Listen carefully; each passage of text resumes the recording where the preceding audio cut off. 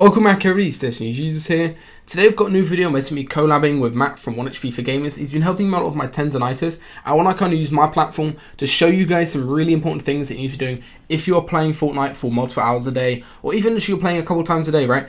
I want to make sure that you guys are promoting the longevity of your career by making sure you've got good ergonomics and posture, and Matt's going to give you some tips and tricks throughout this video on how to do that. He's going to be playing some video recordings, and this is so important for you guys, just because you think of how many players who've had these injuries in esports.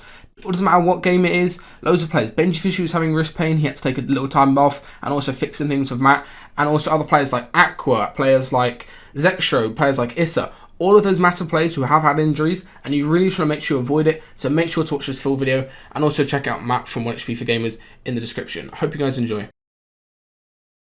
Hey guys, Dr. Matthew Hu here, and today we're going to be going over 2 tips to keep you more healthy as a competitive Fortnite player. Number 1 is posture and ergonomics, so how we sit and how we're set up in front of our computer, as well as how we hold our mouse and keyboard and press binds on our left hand and flick with our right hand, all influence how quickly our muscles fatigue when we're playing games, whether it be the muscles holding our bodies up against gravity or the muscles of our right hand and left hand. If we have better posture and ergonomics, it takes longer for those muscles to fatigue. But what's really important to realize is that even if we have better posture and better ergonomics, if we're playing for 10 hours straight without any breaks, there's still physical stress that's being applied on our body for extended periods of time. So taking breaks and moving more frequently is going to be just as important as maintaining good posture while you're playing. Number 1 is good posture and ergonomics. That's what we've heard so many times before. So how we sit, how we're set up in front of the computer, how we hold our mouse, how we have our left hand set up on our keyboard to press keybinds and WASD, those all impact how quickly our muscles fatigue. And when we have better posture and ergonomics, it takes longer to fatigue, so we can play more and hurt less. But what's more important to realize is that even if we have perfect posture, perfect ergonomics, if we play for 10 hours straight, that's still 10 hours of physical stress building up on the muscles that we use to keep ourselves in this better posture and better ergonomic position. So regardless, it's really important that we keep moving on top of still having good posture during your gaming session. So number 2 is wrist endurance.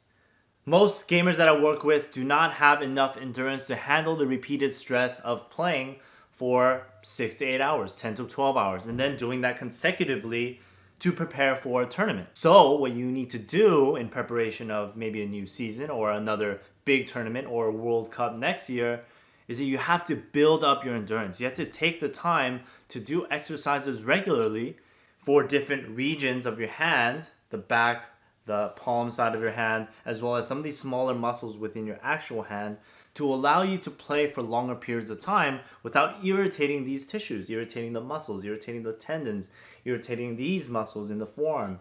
And then if it does progress significantly enough, once you irritate these tendons, then it can put some pressure and irritation on nerves, which is what a lot of us are typically afraid of, but most of the time it's just a tendon and muscle issue caused by no endurance.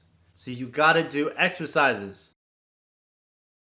Destiny reached out to me because he had been dealing with some pain in his wrist since the World Cup. And then he was playing up to 10 to 12 hours every single day without taking breaks. And that led to a lot of issues in his wrist and hands, specifically right over here. And it got so bad to a point that he couldn't even play 3 hours without feeling a 7 out of 10 of pain. He also mentioned that it was so hard for him to even hold his phone in his right hand for about 5 to 10 minutes because of the discomfort and because of the pain he felt. And since then, since we've started to work together and address some issues that we found, he's been now able to play about 3 hours straight without any pain at all. But I wanted to go over 3 big things that we found that helped him improve his wrist. Let's talk about the 3 biggest things that we found after we started to work together that contributed to his wrist pain.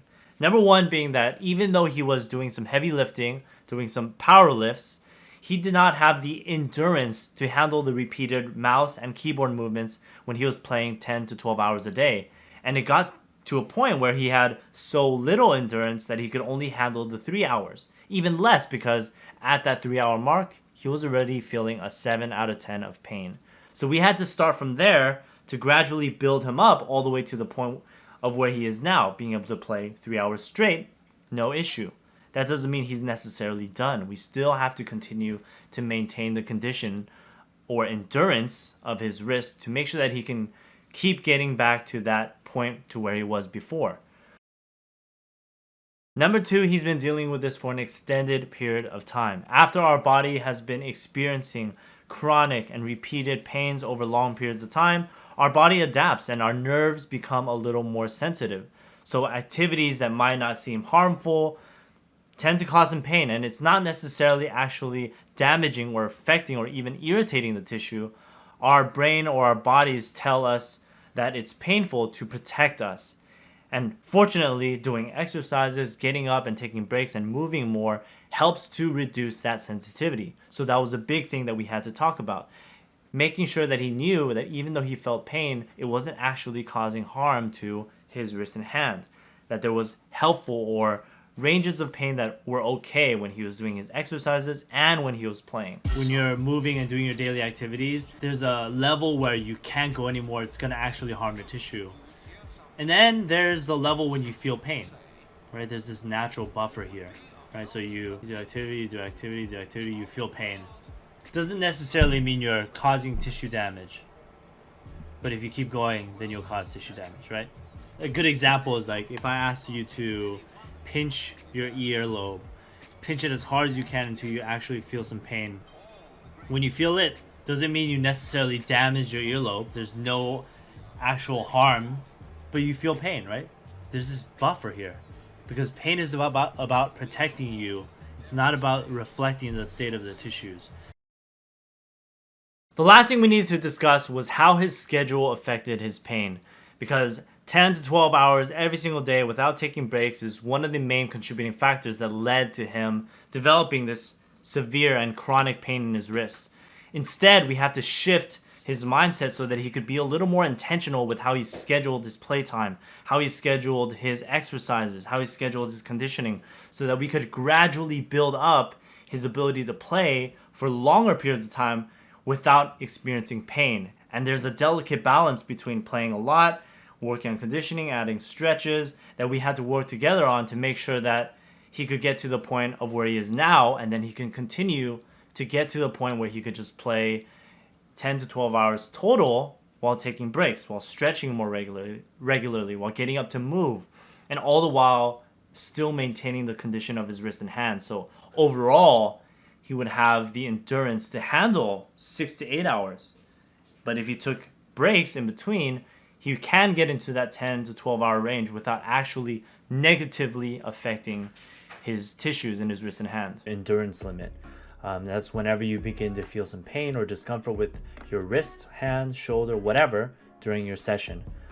Take some time really to identify what this number is, because a better understanding of that can help you identify how long you can set up your play sessions as you build up your endurance in the next step that we talk about. Because overall, how much we play is reflective of how much stress we're placing on our actual tissues. And if we don't have the actual endurance to manage it, then of course it's going to cause some sharpness. Of course it's going to cause some soreness, some cramping, and even limit you from being able to play Kovacs. That's all for this video. Huge shout out to Matt from 1HP for Gamers for doing all this content for me and actually recording everything and also helping me put my personal issues.